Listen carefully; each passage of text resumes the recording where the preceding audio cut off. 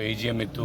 ಇವತ್ತು annual general body ಮೀಟಿಂಗಲ್ಲಿ ಒಳ್ಳೆಯ ನಿರ್ಧಾರಗಳನ್ನು ತಗೊಂಡಿದ್ದಾರೆ. ಆಡಳಿತ ಮಂಡಳಿ ಮತ್ತು ರೈತ ಸಂಘ ಮತ್ತು ಶೇರ್ ಹೋಲ್ಡರ್ಸ್ ಕೂಡ ಸಾಕಷ್ಟು ಸಲಹೆಗಳು ಕೊಟ್ಟಿದ್ದಾರೆ.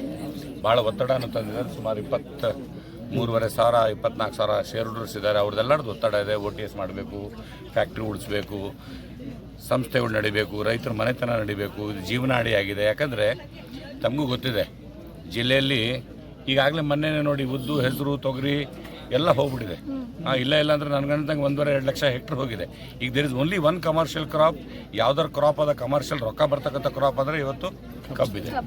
ಕಬ್ಬಿದ್ದರೆ ಮಾತ್ರ ಸ್ಕೂಲ್ ಫೀಸು, ಮನೆ ನಡೀತಕ್ಕಂಥದ್ದು, ಅನುಕೂಲ ಆಗ್ತಕ್ಕಂಥದ್ದು, ಮದುವೆ ಮುಂಜಿ ಆಗ್ತಕ್ಕಂಥದ್ದು.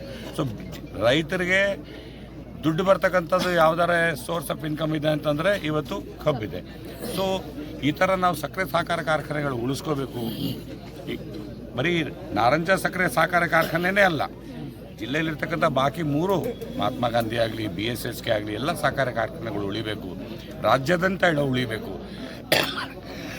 ರಾಜ್ಯ ಸರ್ಕಾರ ಮತ್ತು ಕೇಂದ್ರ ಸರ್ಕಾರ ಒಬ್ರಿಗೊಬ್ರು ಕೈ ಜೋಡಿಸಿ ಹೇಗೆ ಬೇರೆ ಬೇರೆ ಬೂಸ್ಟ್ ಕೊಟ್ಟಿದ್ದಾರೆ, ಎಕಾನಮಿಕ್ ಬೂಸ್ಟ್ ಕೊಟ್ಟಿದ್ದಾರೆ, ಸಿಕ್ ಇಂಡಸ್ಟ್ರಿಗೆ ಬೂಸ್ಟ್ ಕೊಟ್ಟಿದ್ದಾರೆ, ಈ ಫೈನಾನ್ಷಿಯಲ್ ಬ್ರೇಕ್ ಡೌನ್ ಆದಾಗೆಲ್ಲ ಬೂಸ್ಟ್ ಕೊಟ್ಟಿದ್ದಾರೆ. ಇದಕ್ಕೂ ಕೂಡ ಒಂದು 2-3 ಸಾವಿರ ಕೋಟಿ ಕೊಟ್ಟರೆ ಎಲ್ಲ ಫ್ಯಾಕ್ಟ್ರಿಗಳಿಗೆ OTSಗಳನ್ನು ಮಾಡಿ, ಈಗ ರೈತರದೇ ತಾವೇ ಕೇಳಿದ್ದೀರಿ, ತಾವೇ ಮಾಧ್ಯಮದವರೆಲ್ಲ